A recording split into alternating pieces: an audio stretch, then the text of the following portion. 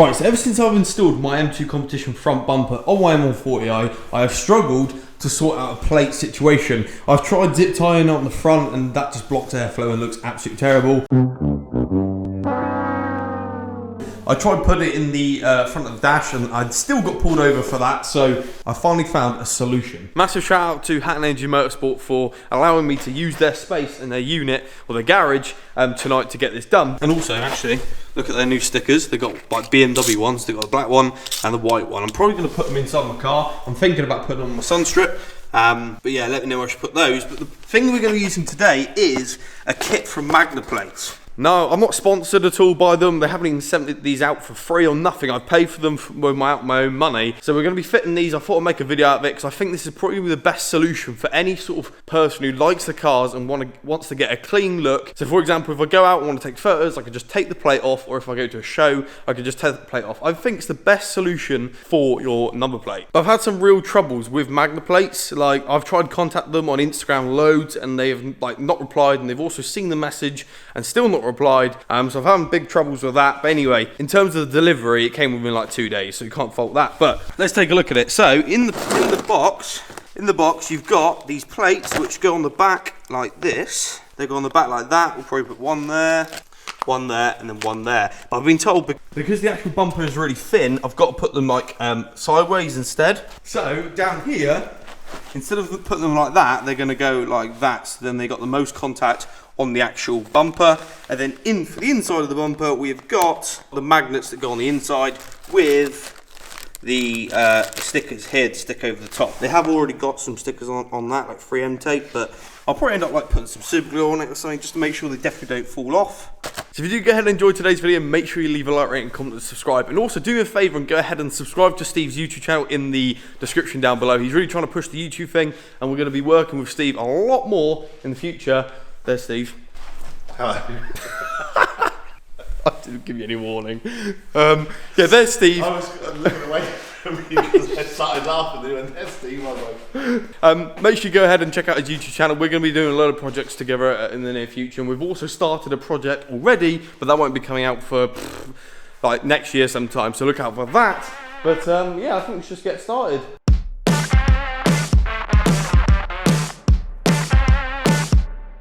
Cool, so the car is now up in the air. What we're going to do is we're going to take the wheels off now, and then we'll get more access to the arch liners and that. Like, on the driveway, I don't normally take the wheels off. I normally just start the car, turn the wheel, get access to those screws, then turn the wheel again to get access to those screws. But being on the ramp, it'd be way easier to just take the wheels off, then I can access all in one go. But yeah, we'll get the bumper off. I'll put the bumper on the floor, and then we'll run through the kit and put the kit all together. I'm going to try to go through a bit more in depth of actually taking the bumper off, because normally I don't explain sort of what size bolts, or what size, you know, what size screws and what size bolts there are, and how to do it and where they are and stuff like that. So we'll try to run through in a bit more detail in this video. Cool, so that's the first wheel off. Gives us so much more access to all the bolts and stuff I need, so that is perfect. At the minute, my actual my wheel arches are proper clean, because hopefully you'll have seen the detailing video to know why that's obviously so clean. I took the wheels off and everything, so yeah, it's still pretty clean here, which is good. What I have noticed is my brakes really need doing. There's like barely any pad there, so that needs to do, I need to do that soon. But yeah, now let's do the other side.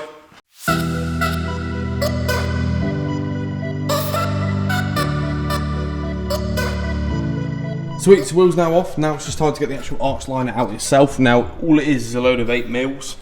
So there's a few along there, a few up there, and then a couple up there, and then we'll take that one out.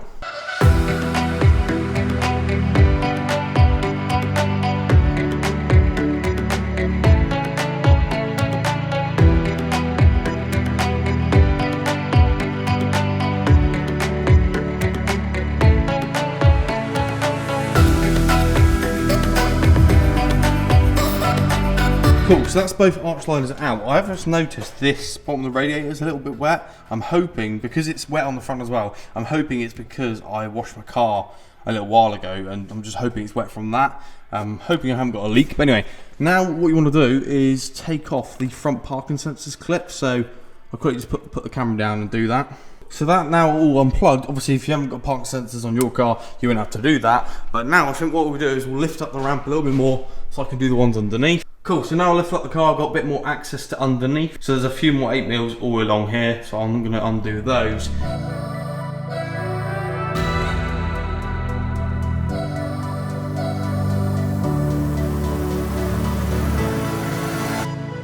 So the last 4 8mm that we need to take off before we take off the top Torx ones are these 2 here, and obviously 2 on the other side. Hopefully you can see that. It's the screws that attach the wings to the actual bumper itself. So they can be really awkward on the driveway, so it's going to be way easier to be underneath the car here. So yeah, we'll quickly whiz those off. We've got 2 here, 2 on the other side, and then we'll lower it and we'll do the top T27 Torx pieces, Torx screws, and then we'll take the bumper off.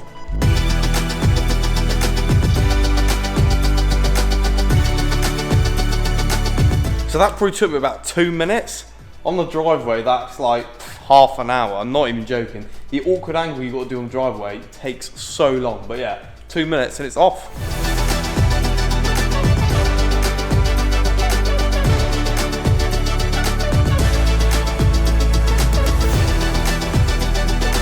So the last one's underneath the bonnet. There's some T27 along there. So quickly pop the bonnet in a minute.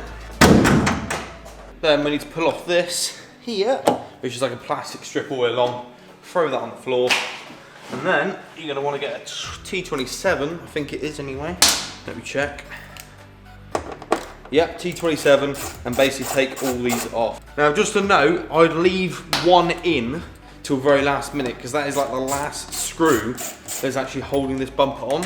Yeah, definitely leave like the middle one last.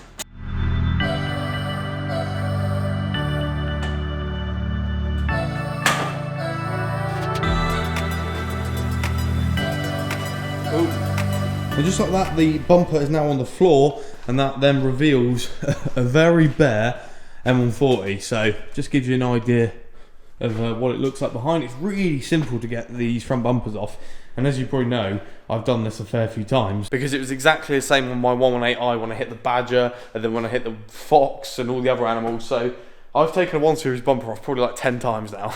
Right, so now let's see if we can suss this kit. So I think what we need to do first is check what sort of access I've got behind here for the magnets. In fact, there looks like there's loads of room, so what I'll do, we'll just clean this area up with some like brake cleaner or something, just to make sure it's nice and clean. But before we do that, let's get those plates on the registration plate.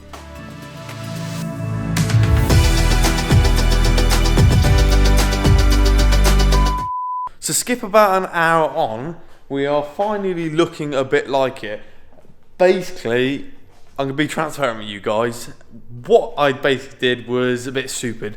I stuck the little plates on the number plate, but right at the edges. As soon as I placed it against this, all I could see was like a plate here, a plate here, a plate here, and it looked absolutely awful. So what I've done is I've stuck it like half a centimetre away from the edge of the plate, and then when you come back, it looks absolutely fine. I haven't actually stuck this on properly yet. All I've done is stuck the plates on the back of the main plate, and then I've just placed the magnets on the inside there. So not actually in place yet. So now it's the fun of finding the centre. So what I decided to do is measure the plate and then find halfway, which is 26 centimetres, and then I put a little dot there and align the dot with the centre of the bumper. So now that is centre, now we've just got to make sure it's level, and then what we'll do is we'll take off each magnet individually and stick it on the inside, and then that's done.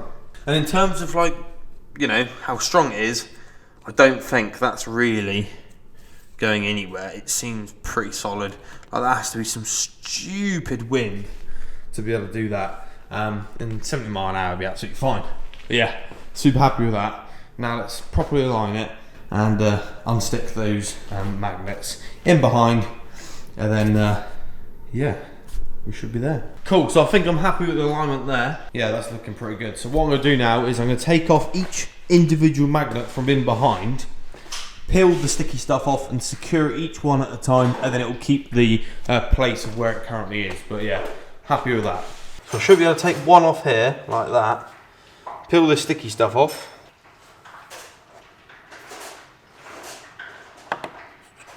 it should just pull itself tight.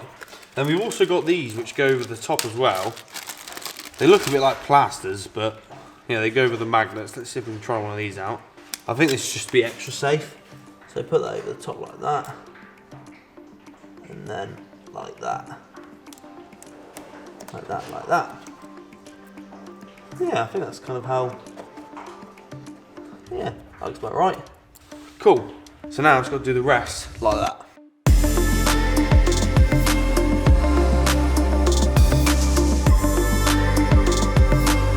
So just like that, they're all now stuck. I've pulled off the 3M tape on the magnets and then put over the supplied tape as well. Looking really good. Let's go around and do the test. So, pull it off. That just shows you how strong it is, right? And then, let's see.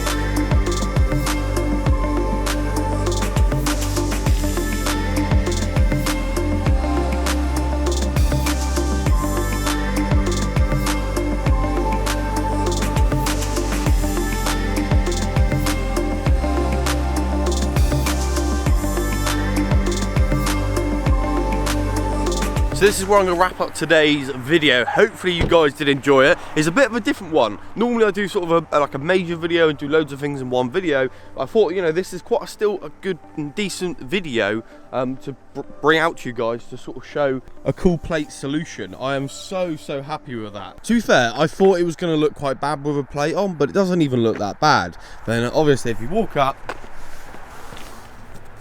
take the plate off,